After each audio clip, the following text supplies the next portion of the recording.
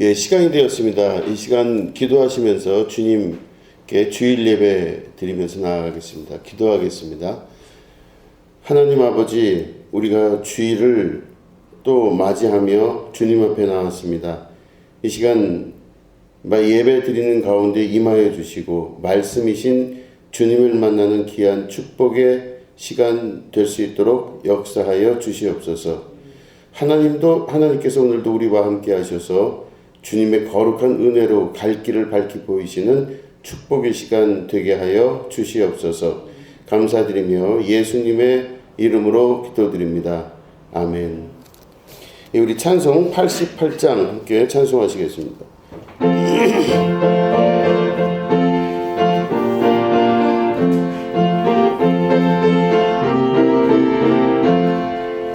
내 진정 사모하는 친구가 되시는 구주 예수님은 아름다워라. 산 밑에 백합하여 빛나는 새벽별 주님 영원할 아주 없도다. 내 마음이 아플 적에 큰 위로 되시며 나 외로울 때 좋은 친구라. 주는 저 산 밑에 백합 빛나는 새벽별 이 땅 위에 비길 것이 없도다. 내 맘의 모든 염려 이 세상 돌았고 주님 항상 같이 하여 주시고 시험을 당할 때에 악마의 계율을 즉시 물리치사 날 지키시네. 온 세상 날 버려도 주 예수 안 버려 끝까지 날 돌아보시니. 주는 저 산 밑에 백합 빛나는 새벽별 이 땅 위에 비길 것이 없도다. 내 마음을 다하여서 주님을 따르면 길이 나를 사랑하리니. 물불이 두렵지 않고 점검도 겁없네. 주는 높은 산성 내 방패시라. 내 영혼 먹이시는 그네 누리고 나 친히 주를 뵙기 원하네. 주는 저 산 밑에 백합 빛나는 새벽별 이 땅 위에 비길 것이 없도다. 아멘. 하나님 말씀 함께 보시겠습니다. 느헤미야 8장 5절부터 6절에 있는 말씀입니다.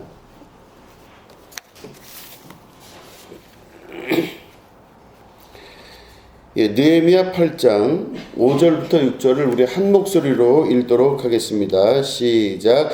에스라가 모든 백성 위에 서서 그들 목전에 책을 펴니 책을 펼 때에 모든 백성이 일어서니라. 에스라가 위대하신 하나님 여호와를 송축하매 모든 백성이 손을 들고 아멘 아멘 하고 응답하고 몸을 굽혀 얼굴을 땅에 대고 여호와께 경배하니라. 아멘.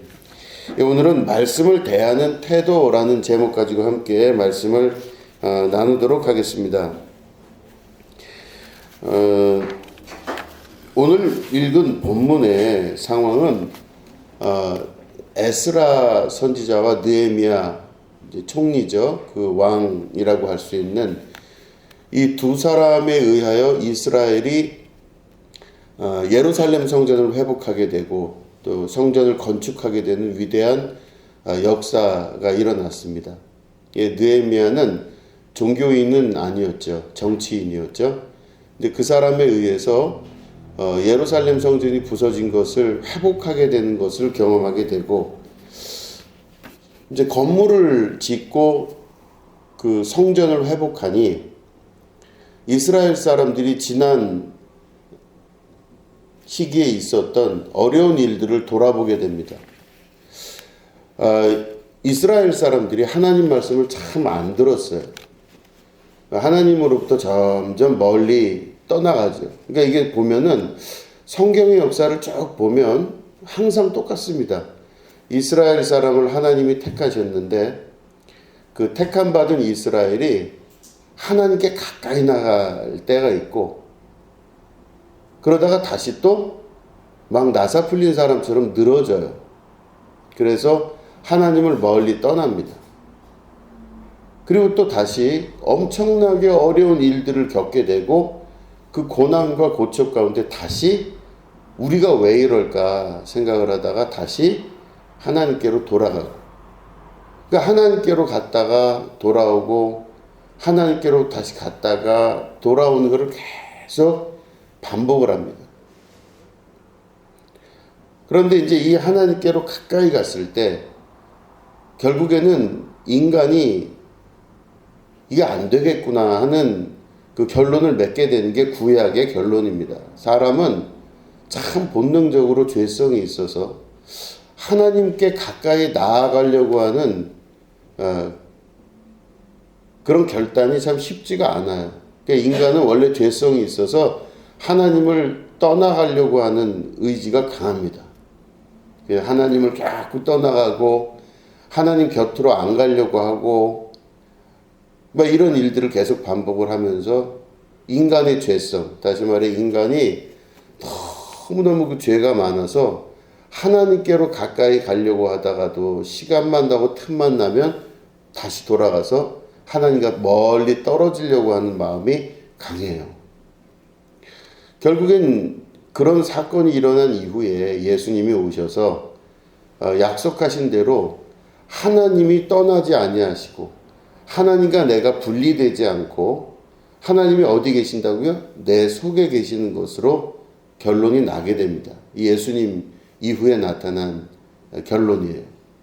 하나님은 멀리 계시지 않고 내 속에 계시고 나를 떠나지 않으시기 때문에 내가 하나님을 떠나는 행위가 아니라 내가 하나님과 함께 있다는 것을 깨달아 알고 자기 삶을 돌이키면 우리는 구원받은 자로서의 삶을 살게 된다는 것입니다. 이게 예수님 오신 아주 중요한 목적 중에 하나인 것이죠. 근데 중요한 건 인간은 이스라엘의 역사를 보면 계속 하나님께 갔다가 도망 나왔다가 또 가까이 갔다가 도망 나왔다가를 반복하더라는 겁니다. 오늘 이 말씀도 보면 이스라엘 백성이 이제는 하나님을 떠나서 살았어요. 그럼 하나님을 떠난 게 뭘까 봤더니 하나님을 떠난 게요, 하나님이 하지 말란 거를 골라서 하는 게 하나님을 떠나는 거예요. 하나님 말씀 안 듣는 거예요. 하나님이 이렇게 말씀하셔도 그 말씀을 안 들어요. 그러니까 뭐 대표적인 케이스로 뭐 이방 여인과 결혼하지 말라, 뭐 이방 사람과 만나지 말라 이런 말씀을 하셨는데 이방 여인과 결혼을 하기 시작하는 거예요. 여러 가지 이유가 많죠. 이방 여인과 결혼을 할 때 이방 여인의 그 나라에 있는 사람들이 돈이 많으니 내가 그 나라에 있는 여자랑 결혼을 하면 그 돈 많은 사람들하고 내가 어울리면서 돈을 경제적으로 풍요로움을 얻을 수도 있고 하니까 하나님이 이방 여자랑 결혼하지 말라고 했는데 이방 여자한테 자꾸 관심이 가고 그 사람들한테 자기가 그 사람들과 관계하면서 결혼도 하고 이렇게 하는 거예요. 이방인들과 서로 교류하지 말라고 했는데 그것도 역시 돈 문제예요. 돈을 좀 많이 벌고 싶은 욕망과 욕심이 있으니 우리끼리 안 되니까 그쪽 가서 내가 돈을 벌어오겠다 해서 하나님의 말씀과 하지 말라는 것과 내 욕심과 사이에서 계속 갈등을 한 겁니다. 이스라엘은 그래서 하나님이 하지 말란 거를 계속 해요. 하나님이 하라고 한 것은 안 합니다. 그게 참 신기해요. 그 하나님 말씀을 안 듣고 하나님 말씀대로 안 살고 하나님 뜻대로 안 사는 것이 이스라엘이 점점 하나님으로부터 멀리 떨어지게 되는 이제 그런 상황이 초래가 되는 것입니다. 그러다가 이스라엘이 하나님을 멀리 떠난 이후에 하나님께서 그들을 자기 욕심대로 내버려 두십니다. 선택받은 자들을 하나님께서 사랑하시고 그들을 관리하시고 그들 안에서 그리스도가 탄생하게끔 만드시려고 하는데 이 사람들이 말을 안 들으니까 그들을 자기 욕심대로 내버려 두었다 이렇게 성경은 기록하고 있습니다. 그러니까 자기가 하고 싶은 대로 하게끔 만드신 거예요. 그랬더니 이스라엘이 당하는 고난과 고초가 너무너무 심해지기 시작합니다. 이스라엘은 원래 태생부터 약한 민족이었어요. 강한 사람들이 아니었잖아요. 그걸 어떻게 알 수 있냐? 아브라함도 애가 없었고 그 이후에도 이렇게 자손이 많지가 않은 민족이었어요. 그러니까 그 당시에 자손이 많지가 않다는 거는 곧 국력이 약하다 이런 뜻입니다. 그러니까 이스라엘은 태생부터 약한 민족이었는데 그 약한 민족이었던 이스라엘이 하나님이 선택을 하셔서 그들을 강하게 또 강한 자들보다 더 강하게끔 만들어 가시는 역사를 이루셨는데 이 사람들이 자꾸 하나님을 떠나니 자기들의 원래 모습대로 돌아가서 약한 사람들로 그저 당하는 민족들로 살 수밖에 없는 겁니다. 이게 이스라엘 민족이었어요. 말씀과 가까워지지 않냐고 말씀과 떨어지고 하나님 말씀 들어야 되는데 듣지 않고 살고 이유가 뭐라고요? 자기 욕심 때문에 그런 겁니다. 그러니까 이제 결국에 이 사람들이 그럼에도 불구하고 자기 나라를 땅을 갖고 있으면서 예루살렘 성전을 갖고 있었었는데 그게 다 이방인들로 인해서 부서지게 되고 깨지게 돼요. 그 자존심뿐만 아니라 정신의 아주 중요한 근간이 다 흔들려 버린 겁니다. 다 부서지고 깨지고 모든 것들이 무너지고 이스라엘 사람들은 다 끌려가서 종노릇하게 하는 이런 역사가 이루어지게 됩니다. 그런데 이 사람들이 그 어려운 일을 당하다 보니까 그 고통당하고 어려운 일을 많이 당하면서 이 사람들의 마음속에서 우리가 뭘 잘못했나, 우리가 왜 이렇게 살 수밖에 없나를 막 생각을 하게 돼요. 그 생각을 하게 되는 그 시기가 바로 예루살렘 성전을 다시 느헤미야를 통해서 재건하고 회복한 다음에 우리가 이 예루살렘 성전을 재건하는 것도 좋지만 도대체 그 이유와 원인이 뭘까 하고 하다가 이스라엘 사람들 사이에서 지혜자들이 나오면서 자기들끼리 이야기합니다. 우리가 하나님 말씀을 소홀히 여겼구나. 우리가 하나님 말씀을 제대로 보지 않았구나. 그래서 하나님 말씀을 다시 봐야 되는 그 순간이다. 이렇게 생각해서 성전 건축 이후에 에스라 선지자를 통해서 하나님 말씀을 읽고자 하는 그 장면이 오늘의 우리가 읽은 본문의 말씀입니다. 자, 보시면 우리가 지금 8장 5절 6절 읽었죠. 근데 우리 1절부터 좀 보겠습니다. 1절에 보면 제가 읽어보겠습니다. 이스라엘 자손이 자기들의 성읍에 거주하였더니 일곱째 달에 이르러 모든 백성이 일제히 수문 앞 광장에 모여 학사 에스라에게 여호와께서 이스라엘에게 명령하신 모세의 율법 책을 가져오기를 청하매 2절 보면 일곱째 달 초하루에 제사장 에스라가 율법책을 가지고 회중 앞 곧 남자나 여자나 알아들을 만한 모든 사람 앞에 이르러 수문 앞 광장에서 새벽부터 정오까지 남자나 여자나 알아들을 만한 모든 사람 앞에서 읽음에 뭇 백성이 그 율법책에 귀를 기울였는데 이렇게 되어 있습니다. 여기 보면 우리 1절에 보면 1절 후반절에 보면 학사 에스라에게 여호와께서 이스라엘에게 명령하신 모세의 율법책을 가져오기를 청하며 그랬죠.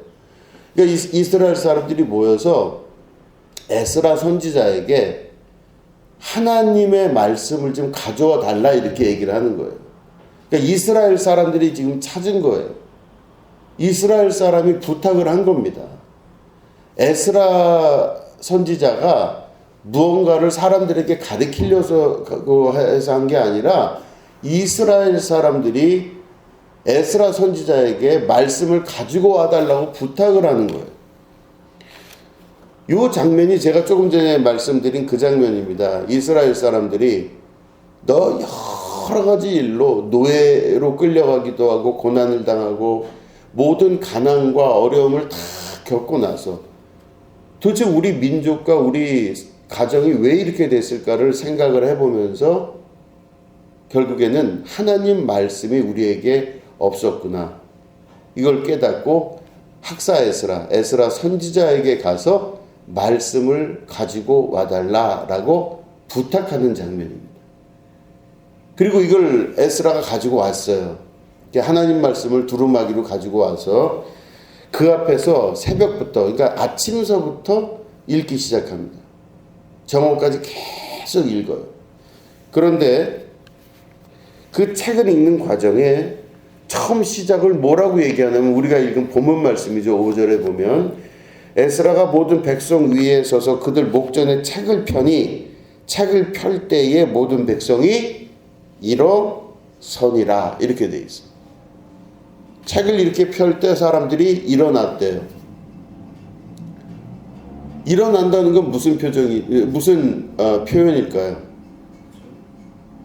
한국 사람들도 그러잖아요. 어른이 들어오시면 어떻게 해요? 앉은 자리에서 이렇게 계속 앉아 있나요? 일어서잖아요. 어른뿐만 아니라 집안에 누가 들어오거나 밖에서 누가 왔을 때 내가 저 사람을 존경하고 저 사람을 인정한다는 표시로 누군가가 들어오면 사람이 일어나잖아요. 그죠? 그러면 그 일어난다는 행위는, 앉아있지 않고 일어난다는 행위는 말씀에 대해서 존경하고 존중한다는 예의의 표시예요.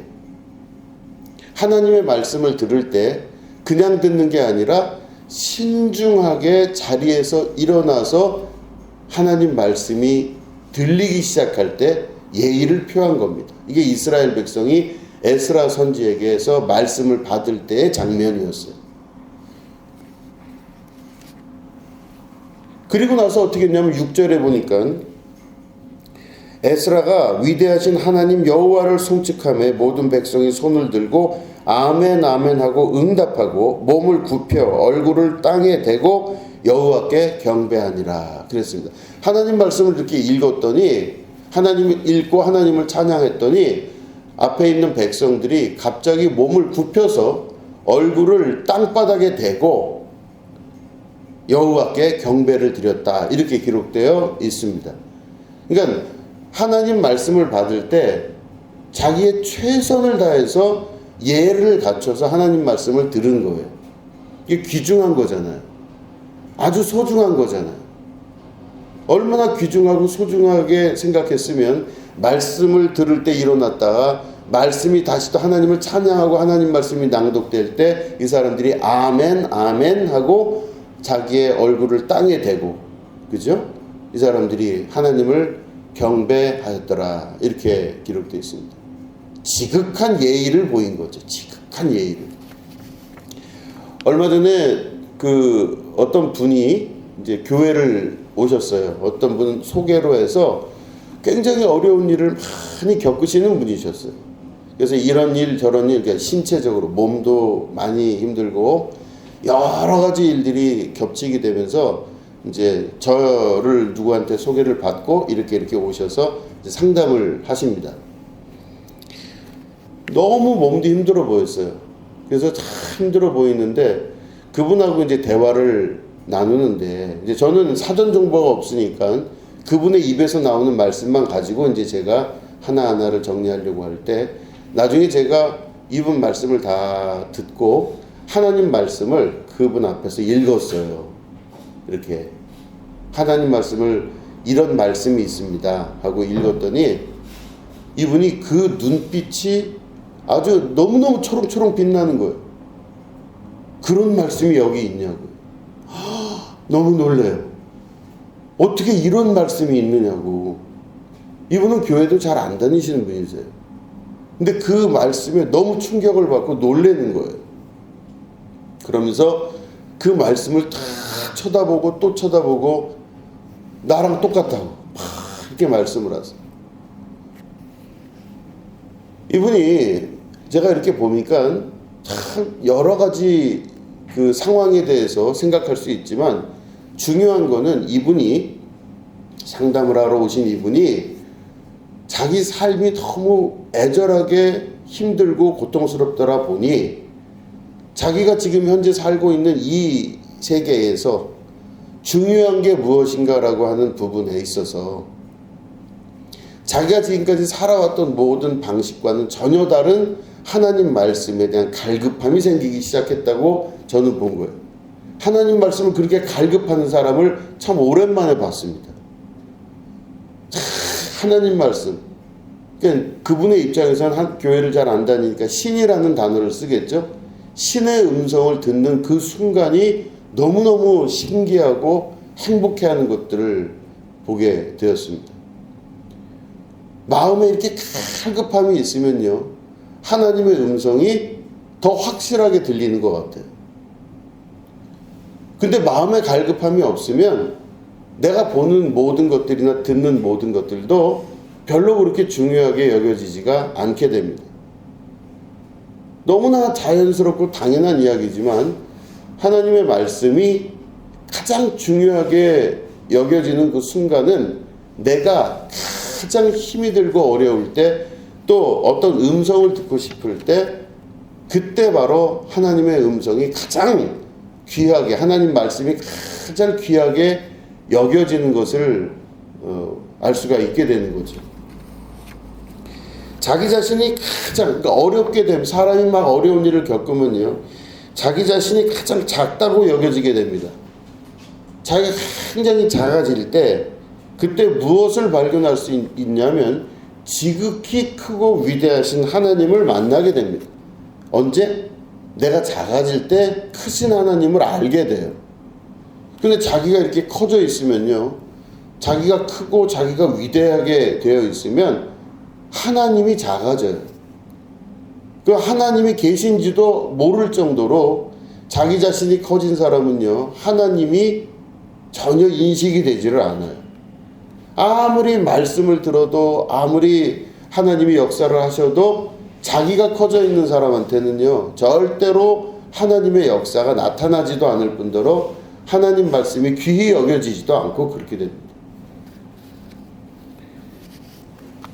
정말로 지극히 위대하신 하나님을 만난다, 귀히 여겨진다 할 때는요, 전제 조건은 내가 작아질 때 크신 하나님을 만날 수가 있게 되더라는 것이죠. 자, 그러면 내가 작아졌을 때 하나님의 크심을 만난다, 그렇게 되면 그 하나님을 만나는 건 또 뭘까? 아까 뭐라 그랬습니까? 하나님을 떠나는 건 하나님의 말씀을 귀히 여기지 않고, 하나님이 말씀하신 대로 살지 않고, 하나님이 하지 말란 것을 도리어하고, 하나님이 하라고 한 것을 안 하는 거, 이게 하나님 말씀에서 떨어지는 거라 그랬죠. 하나님을 멀리 떠나서 사는 겁니다. 그리고 나서 너무너무 어려운 일을 겪고 고통을 당하고, 이스라엘은 자기가 약한 존재이기 때문에 약한 민족으로 그냥 쪼그라드는 거예요. 하나님 없이 사는 민족은요, 자기의 생긴 모습대로 그 약한 대로 살아갈 수밖에 없잖아요. 이스라엘은 태생부터 약하다고 제가 말씀드렸잖아요. 그런데 이 이스라엘이 자기 죄를 회개하고 돌이켜서 하나님께로 가까이 갈 때는 어떻게 된다고요? 자기가 가장 작아졌을 때 하나님을 다시 한번 알아채기 시작하고 하나님께 나아가기 시작합니다. 그러면 하나님을 만나면 어떻게 돼요? 하나님 말씀을 정말로 눈을 크게 뜨고 귀히 여기는 삶으로 살아가게 됩니다. 하나님 말씀이 진짜라고 믿게 되는 믿음이 점점점 우리 안에서 커지게 되는 것입니다. 하나님 말씀이 비중이 있고 의미 있게 되는 그것들을 경험하게 되는 것이죠.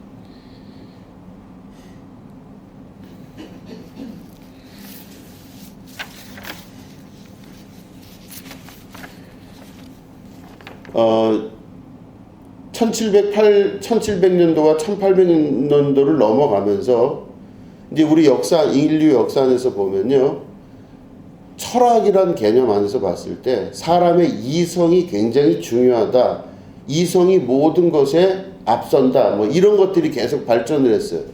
그러니까 사람을 되게 어떤 식으로 봤냐면 이성적인 존재로 본 겁니다. 이성이 발달하는 거예요.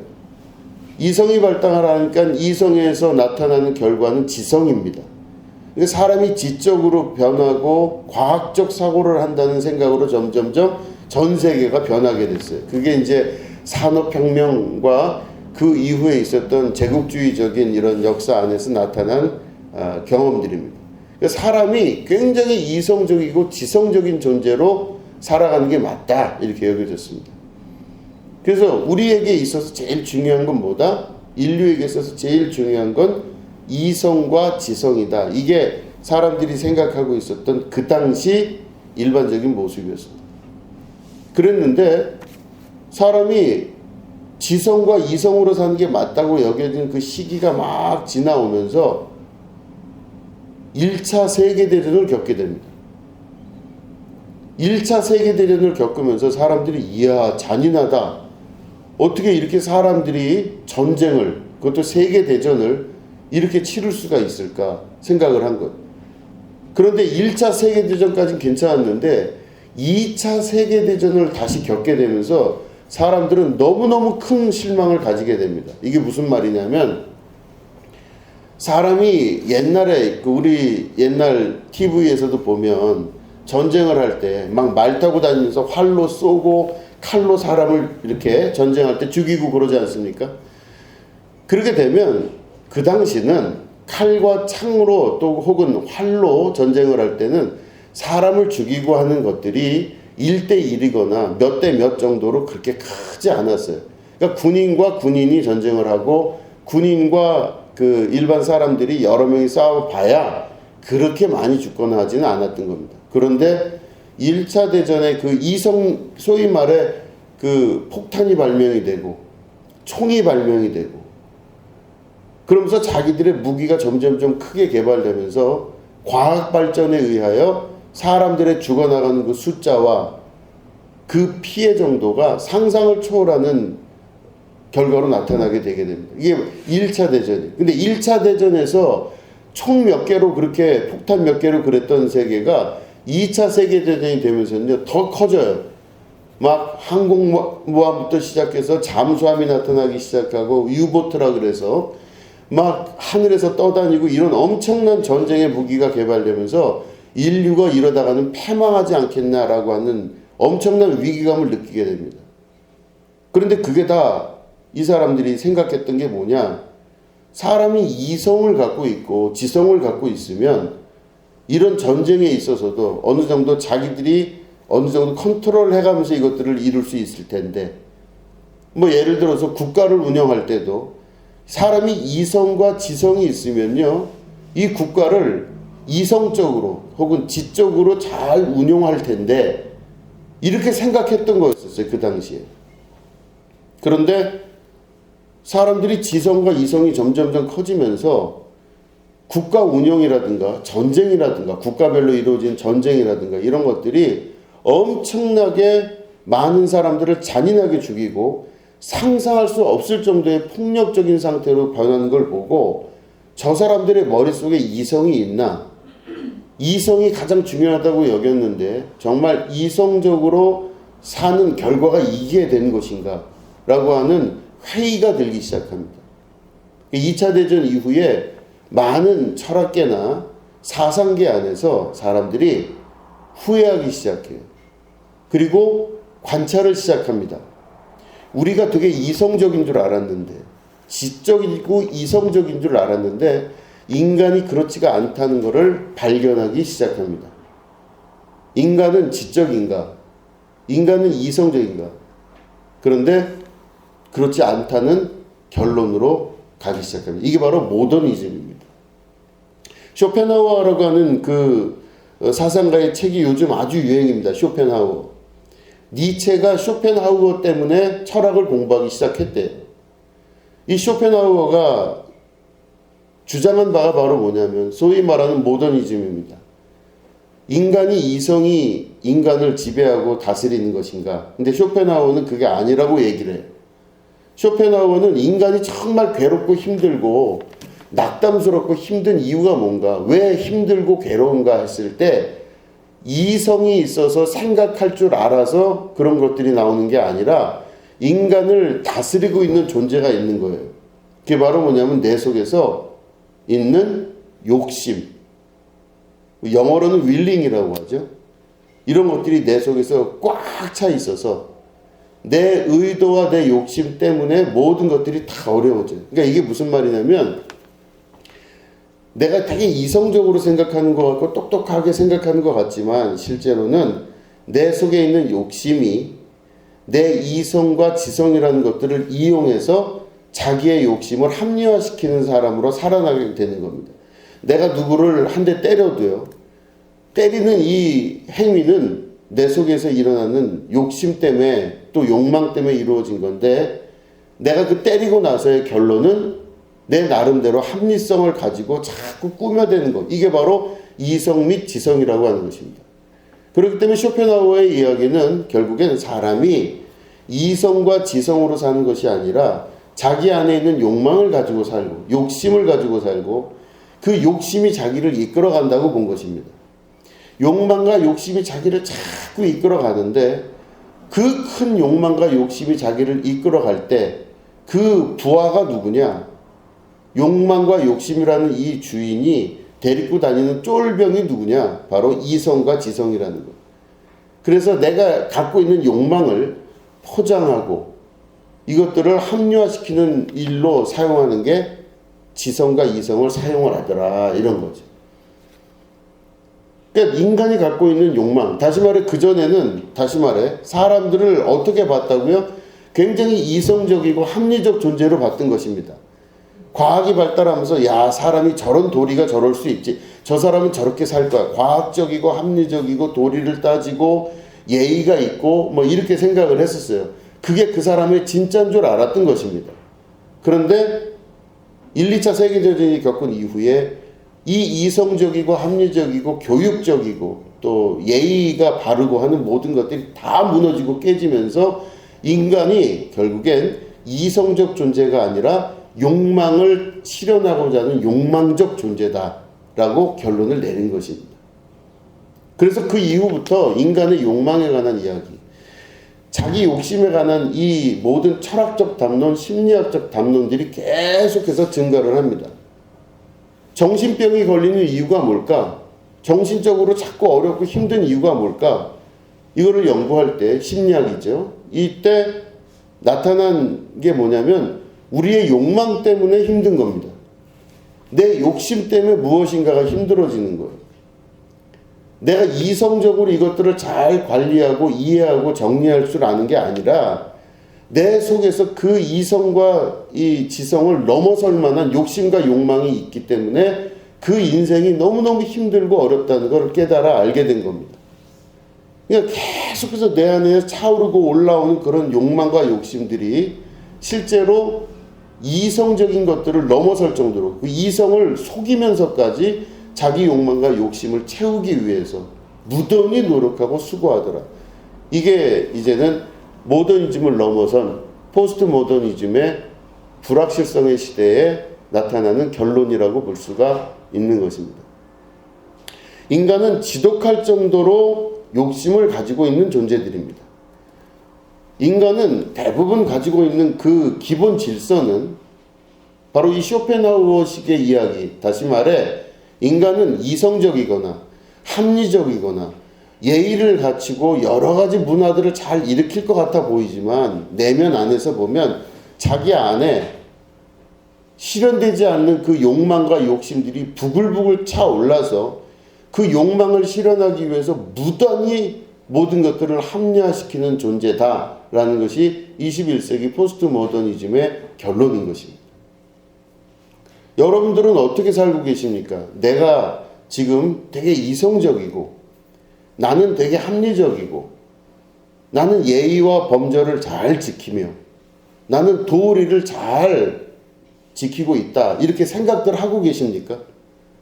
나는 참 그런 사람이다 라고 여기고 계십니까? 생각보다 괜찮은 사람이다. 그런데 지금 말씀드린 이 전제를 두면 나라는 사람은요 그런 사람이 아닌 거예요. 지독할 정도의 욕심이 있고 상상할 수 없는 욕심이 우리 속에 있다고 하는 것입니다. 그 쇼펜하우어도 이야기하고 니체도 그렇게 이야기하고 뭐 여러 사상가들 또 심리학자들 정신분석학자들이 다 같은 얘기를 하는 겁니다. 인간을 이끄는 가장 강력한 힘은 뭐다? 욕심입니다. 내 안에 있는 욕망과 욕심이 나를 이끌어갑니다. 그러니까 내가 욕망을 잡고 욕심을 잡기 시작하면 그때부터 나는 그 욕심에 끌려다니는 삶을 살아갈 수밖에 없는 것입니다. 계속해서 그게 포장이 될 뿐이지 그게 뭐 삶의 목표라는 둥 우리가 언젠간 추구해야 될 이상이라는 둥 하면서 내 안에서 계속 그 목표를 향해 가게 되고 가장 아름다워 보이는 것으로 포장되어 있지만 실제로는 자기 욕심과 욕망을 실현하고자 하는 것 이게 인간의 기본적인 모습인 것입니다. 그런데 자기 안에 있는 욕심과 욕망을 쫓아가다 보면 어떤 일이 벌어지느냐 엄청난 괴로움의 시기를 경험하게 되는 것입니다. 계속 괴로운 겁니다. 채워도 채워지지 아니하는 자기의 목마름 그 욕심이잖아요. 내가 뭔가를 다 갖고 있어도 또 갖고 싶은 욕심 이미 충분한데도 충분하지 못하다고 느끼는 욕심 이미 다 이루었는데도 이루지 못했다고 생각하고 있는 욕심 내 속에서는 끊임없는 욕심이 계속 분출하면서 또 갈급하게 구하고 또 갈급하게 구하면서 바닷물을 퍼먹는 바다에서 길을 잃어서 배 위에서 목이 말라 있는 사람에게 바닷물을 퍼먹게 되는 엄청난 또 다른 갈증을 느끼는 인생의 삶으로 계속 나아가게 되는 겁니다. 그러니까 계속 힘든 거예요. 괴로운 겁니다. 그러니까 내 안에 있는 그 욕심들이 막 부글부글 차 올라오면서 계속 그 욕심들을 채우고 또 채우고 채우다 보니 이제는 내가 더 이상 채울 수 없을 때까지 또 다른 걸로 배가 터질 때까지 물을 먹어야 되는 그 순간으로 나아가게 되는 것입니다. 이게 인간의 욕심은 그렇습니다. 그런 본능적 욕심이 우리 안에서 자리 잡아서 나를 이끌고 갈 때 결론은 죽을 때까지 해결되지 아니하는 갈급함이 우리 속에서 계속 나타나는 겁니다. 이 장면이 우물가의 여인이잖아요. 수가성에 예수님이 가시면서 한 여인을 만났는데 그 우물가의 여인을 만났더니 그 우물가의 여인이 여인에게 예수님이 물을 달라 하니까 그 물을 한 잔 주면서 예수님 그러시잖아요. 내가 주는 물을 먹으면 영원히 목마르지 아니할 것이다. 네 배에서 생수의 강이 넘쳐날 것이다. 영원히 끊이지 아니하는 생수의 강이 넘치니까 너는 그렇다면 네가 그 다음부터는 이 우물가에 물길로 오지 않아도 되지 않느냐 이 뜻이죠. 목이 마르니까 물을 찾으러 온 건데 집에 갔다가 며칠 있으면 다시 또 물길로 또 와야 되잖아요. 근데 예수님이 주신 그 물을 먹으면 영원히 목마르지 않는다 그랬잖아요. 그 말은 다시 말해 우물가로 다시 올 필요가 없다 이 말씀하신 거거든요. 그래서 다시 말해 갈급함과 갈증이 없게 되는 상태를 말하는 것입니다. 여러분 갈급함과 갈증이 없게 되면 어떤 일이 벌어지는 줄 아십니까? 자유로워져요. 그죠? 자유로워집니다. 내 안에 있는 욕심과 욕망에 의하여 갈급함이 계속 일어나는데 내가 갈급함이 없으면요 욕망이 사라지기 때문에 그 사람은 진짜 자유로워지는 거예요. 정말 자유로워지는 겁니다. 내가 욕심이 없으면요 나타나는 결론은 뭐라고요? 자유로워지는 거예요. 우물가로 계속 우물가를 찾아다닐 필요가 없는 사람이 되는 겁니다. 우물가를 찾지 않기 때문에 자유로워지고 자유로워지기 때문에 자기 자신으로 살아갈 수 있는 사람으로 구원받게 되는 것이죠. 인간은 근본적으로 욕심으로 사는 사람들입니다. 그래서 다 우리가 관심을 기울이는 건 욕심이에요. 자기 뜻대로. 다 자기 뜻대로 살려고 하고 자기 뜻이 바로 뭐예요? 내 안에서 일어나는 욕망과 욕심이잖아요. 그걸 계속 자기 안에서 일어나게 되는 것입니다. 자, 그러면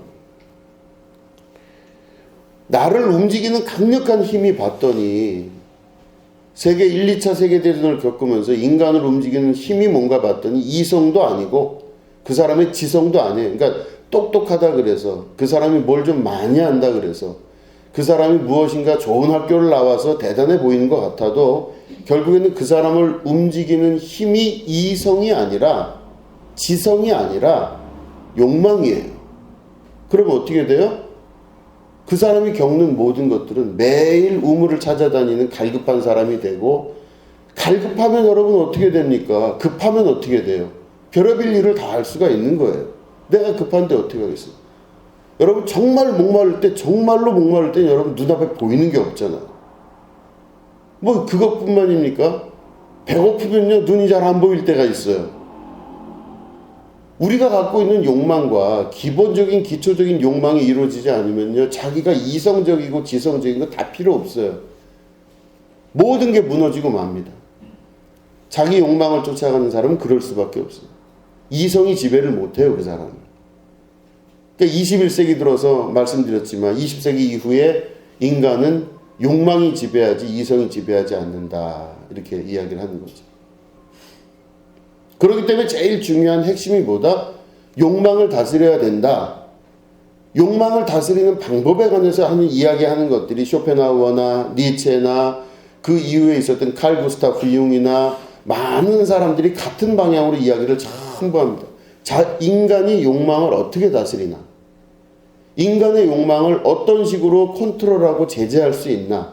이 부분에 대해서 철학적 담론이 계속 성장하고 커져가고 있고 현재까지 오고 있습니다.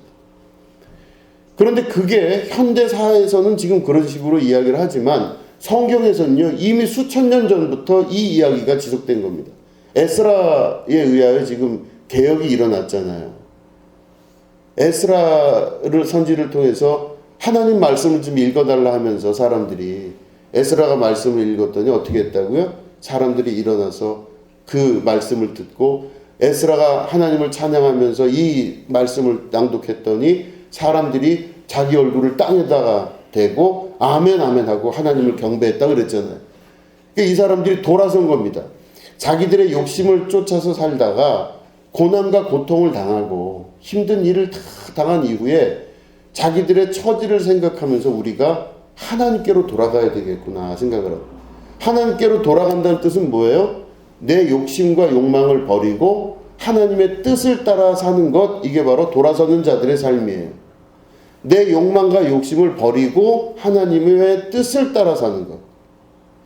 내 욕망이 말하는 것을 듣는 게 아니라 하나님의 말씀하심을 듣는 것, 이게 바로 돌아선 자들, 이걸 메타노이아, 회개라고 이야기하는 겁니다. 돌아서는 겁니다. 이스라엘 백성이 돌아섰어요. 돌아선 그 순간 어떻게 했다고요? 하나님 말씀을 들었다고 돼 있잖아요 지금. 하나님의 말씀을 들을 때 어떻게 들었어요? 대충 들은 게 아니죠. 예와 모든 것 다 정성을 다해서 하나님 말씀을 들었어요. 하나님 말씀 읽겠습니다 했더니 다 사람들이 일어나요 자리에서. 그래서 그 말씀을 듣는데 귀 기울여 들으면서 귀히 여기고 그 말씀을 듣고, 에스라가 하나님을 찬양하면서 이 말씀을 다시 낭독했더니 이스라엘 사람들이 자기 얼굴을 땅에다가 팍 파묻고 막 땅바닥에다가 대면서 하나님은 위대하시고 하나님은 높으십니다. 그럼 이 말은 자기는 어떻다는 거예요? 나는 낮고 천한 존재입니다. 이 얘기잖아요. 내 얼굴을 땅바닥을 대는 게. 그래서 제가 그랬잖아요. 아까 말씀드렸죠. 자기가 가장 작을 때 하나님이 가장 커진다 그랬죠. 내가 가장 작음을 알 때 하나님의 가장 크심을 알게 되는 것, 이게 신앙인의 삶이고 돌아선 자들, 다시 말해 회개한 자들의 삶이라고 하는 것입니다.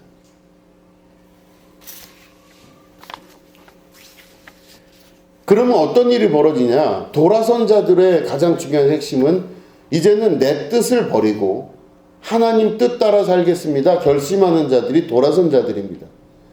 내 욕심 버리고 하나님의 뜻을 따라 살겠습니다. 이게 가장 중요한 핵심이에요. 내 뜻을 버리고 하나님의 뜻을 따르겠습니다. 그러면 하나님의 뜻을 따를 때 어떤 식의 자세가 나오냐, 삶의 자세가. 하나님의 말씀을 대하는 태도가 달라져요. 그전에는 들으면 듣는 것보다 그랬어요. 성경을 읽으면 그냥 성경에 있는 내용이지 이렇게 생각을 하고, 영적인 내용이면 영적인 내용인가 보다. 그렇네. 왜냐면 내가 내 욕심을 따르다 보니까, 내 욕심을 따르면 어떻게 돼요? 내가 커지고 하나님은 작아지기 때문에 말씀이 별로 중요해 보이지도 않아요. 말씀이 별로 중요하지도 않고 누가 말하는 거 크게 그렇게 영향도 안 받아요. 그럴 수 있지 이렇게 얘기를 해요. 왜냐면 내가 크니까. 나는 나로서 충분하니까. 자기 욕심을 쫓아가면 자기가 커지니까. 그런데 어려움을 당하고 고통과 고난의 시기를 겪고 나면 자기가 작아진다 그랬잖아요. 자기가 작아지게 되면 어떻게 된다? 하나님 말씀이 커지게 돼. 그럼 하나님 말씀을 내가 들을 때 아주 신중하게 듣고 귀히 들어요. 그러니까 여기서 지금 이스라엘 백성이 에스라가 성경을 낭독할 때의 자세는 자기들이 낮아진 것에 대한 표현입니다. 작아지고 낮아진 거예요. 그럼 우리가 신앙생활할 때 어떻게 적용해 볼 수 있습니까? 내가 하나님 말씀 들을 때 귀히 여기고 소중히 여기고 그 말씀을 한 귀로 듣고 한 귀로 흘려버리는 게 아니라 마음에 담아두기 위하여 노력을 하고 또 경건한 자세로 그 말에 귀를 기울이는 것입니다. 그럼 그 말씀이 때로는 내가 알고 있는 기본적인 이 틀과 안 맞는 경우가 있어요. 하나님 말씀하시는 게 황당한 케이스들이 많잖아요. 아브라함한테도 나이가 들어서 더 이상 애를 낳을 수 없는 양반한테 가가지고 애를 낳게 해주겠다, 자손을 주겠다 막 이러고, 뭐 어떤 성경에 있는 걸 보면은 우리가 생각하는 합리적이거나 이성적인 부분이 없어요. 다 이상해요. 저는 그렇게 봤어요. 다 이상한 얘기들이에요. 그런데 그 이야기들을 자기의 생각대로 재단하고 자르지 않고 그대로 따르는 것, 이게 믿음이잖아요. 이게 순종이라고 이야기해요. 그러니까 결국에는 자기 생각 버리고 자기 뜻 버리고 하나님 뜻 쫓아가겠다라고 결정한 사람들이 신앙생활을 하는 거고, 그 사람들이 하는 건 하나님 말씀을 귀히 여기고 소중히 간직하는 겁니다. 그래서 그 말씀 하나하나 놓치지 않으려고 탁 붙들려고 최선을 다하는 것이죠. 그런 사람들은 바로 어떤 사람이냐면, 내가 내 욕망과 욕심이 중심이 아니란 말은 이건 이렇게 해야 되겠다라고 하는 이성과 지성을 하나님 앞에 내려놓는 거예요. 내 머리에서 있는 생각, 내 머릿속에서 떠오르는 많은 것들을 내려놓고 머리로 살지 않고 하나님의 말씀으로 사는 사람으로 변화가 되는 걸 신앙생활을 한다고 하는 거잖아요. 그러면 어떻게 되냐? 삶의 우선순위가 바뀌어요. 나는 내가 생각할 때 내 머릿속에 프로그래밍화 된 거는 이때는 이렇게 행동해야 된다. 이게 내 머릿속에 있는 건데, 하나님이 야, 너 네 생각대로 살지 말고 내가 말한 대로 살아. 이렇게 되면요, 하나님 말씀이 우선시 되는 사람은 내 생각대로 안 살고 하나님 말씀 쫓아 사는 거잖아요. 그죠? 그러면 나는 점점 갈수록 괴로워져요. 이거 아닌 것 같은데. 근데 내 뜻대로 안 살고 하나님 뜻을 쫓아가니까 자꾸 힘들어지는 거예요. 근데 이거를 한마디로 얘기하면 바로 뭐냐면, 모든 것의 가장 중요한 첫 번째, 제일 중요한 것은 하나님의 말씀과 하나님 뜻이에요. 그리고 하나님이 제일 중요해요. 이거를 내 안에 갖고 있는 겁니다. 대부분 하나님 자리에 다른 걸 갖다 놓는 경우가 많잖아요. 여러분, 이게 보면 가정 안에서도 자식이 중요합니까? 하나님 중요합니까? 그러면 말로는 하나님이 중요하다 하지만 실제 행동에서는 자녀가 중요한 경우가 많아요. 교회에서 가장 중요한 게 뭡니까? 교회에서 가장 중요한 게 하나님이신데 말로는 하나님이라고 이야기하지만 실제로는 자기 자존심일 경우도 있어요.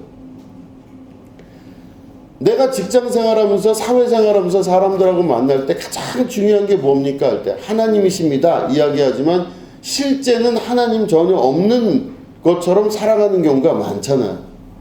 근데 그게 아니라 어느 장소 어느 상황에 있건 하나님이 가장 중요합니다를 내 마음속에 두고 사는 것입니다. 그래서 자꾸 말씀을 들어야 되고 말씀이 내 안에서 주인 되는 삶을 살아야 되는 거죠.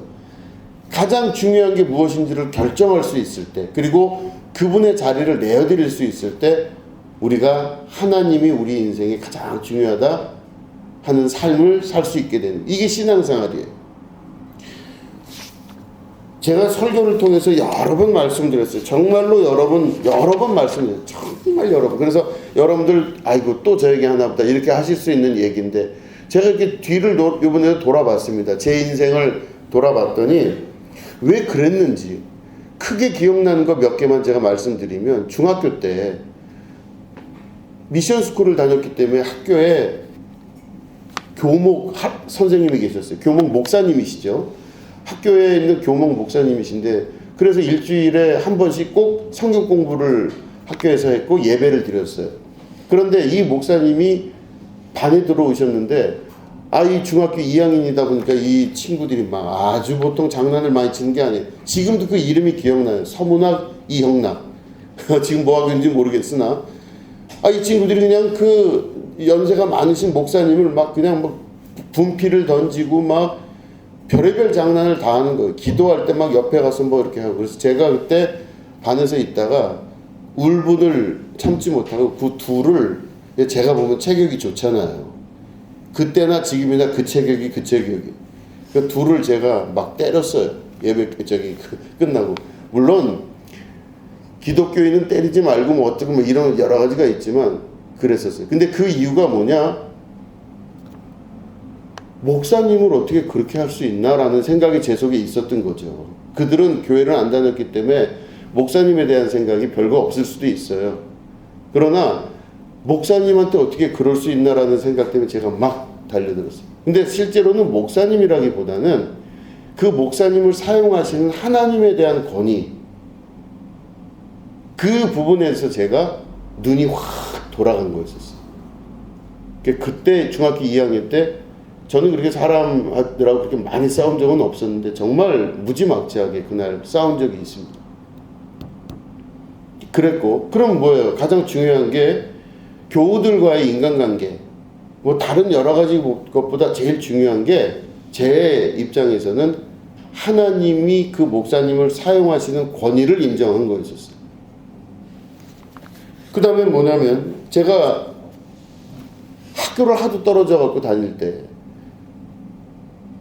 학원 다니고 지금 내가 대학교 가야지 될 시기에 뭘 그렇게 교회를 열심히 다닌다고 모든 사람이 그랬어요. 심지어는 교회 다니는 권사님들마저도 저한테 그런 얘기를 했어요. 아유, 잠깐 좀 쉬면서 학원 다니고 그래갖고 대학을 붙는 게 먼저지 왜 그랬냐고 이런 얘기를 했어요. 근데 그때 제가 기도하면서 아무리 생각해도 앞뒤가 안 맞는 거예요. 하나님이 천지를 창조하시고 나를 창조하시고 내 모든 복과 은혜와 기쁨은 하나님께로부터 나온다고 나는 알고 있는데, 그럼 내가 하나님과 나와의 지켜야 될 도리와 의리가 있지 않겠나? 그럼 중요한 건 뭐예요? 내가 학교를 가는 것보다 더 중요한 게 하나님 말씀대로 사는 것, 하나님을 기쁘게 하는 게 내가 살아가는 이유잖아요. 그죠? 내가 그렇게 공부해갖고 아주 좋은 대학 가가지고 인생 산다 그래서 그게 더 기쁠 수도 있겠지만, 내가 하나님과 나와의 의리를 지키는 것, 다시 말해 하나님을 하나님답게 인정하는 것. 내가 하나님을 안 믿으면, 못 믿으면요, 그 하나님 믿어봐야 별거 없다 이렇게 했으면요 그렇게 살질 않았겠죠. 근데 내 인생에 있어서 대학보다 더 중요한 게 하나님과 나와의 관계였었어요. 예배. 그거 얼마나 눈치 보이겠어요. 근데 그거를 3년을 계속해서 쉬지 않고 뻔히 눈치가 보이고 나름 예민한데, 교회에서 그 생활을 하면서 계속 제가 예배를 섬길 때 주변에 있는 사람들은요 별의별 생각을 다 했어요. 야, 뭐 저 혼자 주눅 들어서 별 생각을 다 했죠. 근데 그때도 가장 중요한 거는 의리, 그리고 관계, 교회 안에서 하나님과 나와의 관계를 지켜나가고 하나님께서 주께서 피값으로 세우신 교회를 섬겨 나간다. 이게 첫 번째였어요. 그러니까 내 욕망은 사실 아니에요. 내 욕망은 아유, 교회가 세상에 이날만 교회를 다니는 게 아니라 영원히 다닐 교회인데 뭘 그때 한 1, 2년, 3년 잠깐 안 나온 것 같고 그래. 그렇잖아요. 영원히 교회 다닐 건데 내가 뭐하러 여기서 지금 재수삼수하면서 교회를 나와갖고 이 난리 버거지를 피고 있냐 이거죠. 여기 있는 사람들 말대로 상식적으로 행동하면 될 텐데 근데 안 그랬어요. 왜 그랬는지, 그때 내 속에서 누가 나를 그렇게 이끌었는지, 그게 내 생각인지 잘 모르겠지만 아무튼 그랬다는 거예요. 독일에 가서도 마찬가지예요. 회장 뽑는다 할 때, 그때도 청년회장을 뽑는다고 할 때 다 바빠서 못하겠대요. 그게 맞죠, 어떻게 보면. 근데 제가 하겠다 그랬습니다. 그러니까 이런 일련의 과정들이 보면은 하나님이 저를 사용하시는 방법과 방식이 있는 것 같아요. 안성에서 목회할 때부터 여기 오기까지의 모든 과정들이다 보면 가장 중요한 게 무엇인가? 내 욕망과 욕심은 내 속에서 별의별 게 다 튀어나오고 오늘도 하루도 한시도 쉬지 않고 내 욕망과 욕심이 나에게 설득하죠. 그렇게 살아서 되겠어? 이런 당신은 이성도 없어? 당신은 지성도 없어? 왜 머리가 없이 살아? 별의별 생각을 내 속에서 내가 나한테 할 때 그 모든 것들을 내려놓고 주님의 뜻을 따르기로 결정을 하는 것, 이게 신앙생활에 굉장히 중요한 것들입니다. 에스라의 종교개혁은 이스라엘 사람들의 회개로부터 시작되고 이스라엘의 회개의 그 첫 장면은 바로 말씀을 대하는 태도, 다시 말해 정말 귀한 것이 하나님 말씀입니다. 이제는 그 뜻대로 따르겠습니다. 내가 가장 작고 하나님은 가장 위대하십니다. 이거를 선택하고 가게 하는 것, 이게 교회 역할 아니겠습니까? 이게 신앙생활이죠. 여러분 그렇잖아요. 그렇지 않겠습니까? 신앙생활에서 가장 중요한 게 뭐예요? 하나님과 나와의 의리예요. 그걸 지켜나갈 수 있는 여러분 되시기를 축원합니다. 정말 귀중한 신앙생활 잘하셔서 그 하나님을 인정하시면 그 하나님이 여러분들을 인정하시고 더 큰 복으로 역사하실 줄로 믿습니다. 정말로. 여러분 이게 제 신앙의 여정을 뒤돌아봤을 때 봤던 아주 중요한 주님과의 관계 속에서의 신앙의 핵심입니다. 여러분들에게 이런 은혜와 축복이 함께 하시기를 주님의 이름으로 축원합니다. 기도하겠습니다. 하나님 아버지 감사합니다. 하나님과의 관계 안에서 더욱더 중요한 하나님의 뜻을 잘 이룰 수 있도록 도와주시옵소서. 감사드리며 예수님의 이름으로 기도드립니다. 아멘. 우리 찬양을 쓰면서 준비하신 예물 하나님께 드리겠습니다.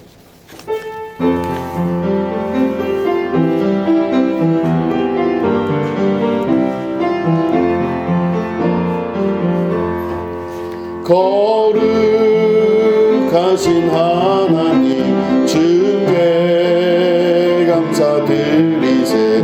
날 위해 이 땅에 오신 독생자 예수, 나의 맘과 뜻 다해 주를 사랑합니다.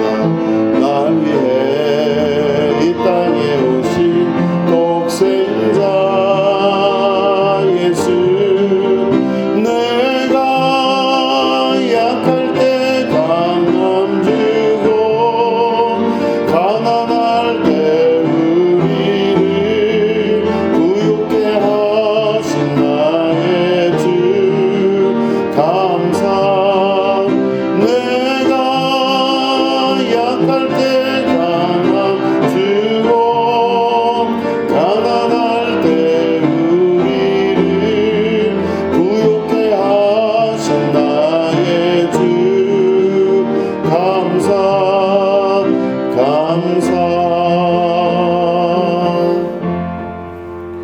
하나님 아버지 감사합니다. 예물드린 손길들을 기억하시며 하나님께서 이들에게 복의 복을 더하시고 삶의 모든 것 가운데 역사하셔서 모든 문제가 문제 아님을 깨달아 알 수 있는 축복의 시간 만들어 주시옵소서.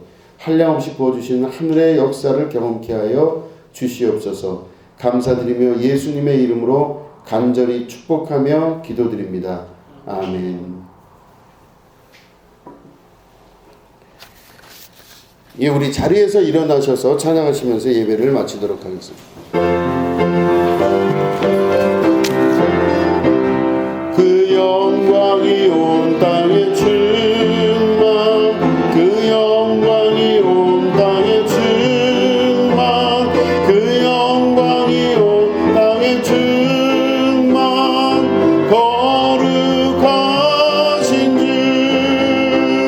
온 세상 죄를 구속하셨네. 온 세상 죄를 구속하셨네. 온 세상 죄를 구속하셨네. 어린 양 예수. 하나님 아버지, 이스라엘 백성은 자기들의 지혜와 지식을 믿고 또한 자기들의 이성을 믿고 자기들의 욕망을 포장하며 살아왔습니다. 그때마다 하나님께서는 그들을 깨고 부수시며 그들이 원하는 대로 놔두심으로 말미암아 그들이 여러 가지 어려움들을 겪으며 다시금 하나님께로 돌아오는 그 역사를 반복적으로 행하셨습니다. 하나님, 우리도 이스라엘 백성들과 같이 내 욕망을 따라가며 나는 지혜롭고 지성적이라서, 나는 이성적이라서 아무 문제 없을 것 같아 보이는 그런 삶을 택한 적도 있습니다. 하나님, 그러나 이제는 우리가 그렇게 살지 말고 믿음으로 하나님 말씀대로 살아갈 줄 아는 자 되도록 역사하여 주시옵소서. 지금은 우리 구주 예수 그리스도의 은혜와 하나님 아버지의 지극하고 무궁하신 사랑과 성령님의 감화감동 축복교통 역사하심이 오늘 예배 가운데 함께하는 주님의 거룩한 백성들 위에 지금부터 영원히 함께 하옵시기를 간절히 축원하옵나이다. 아멘.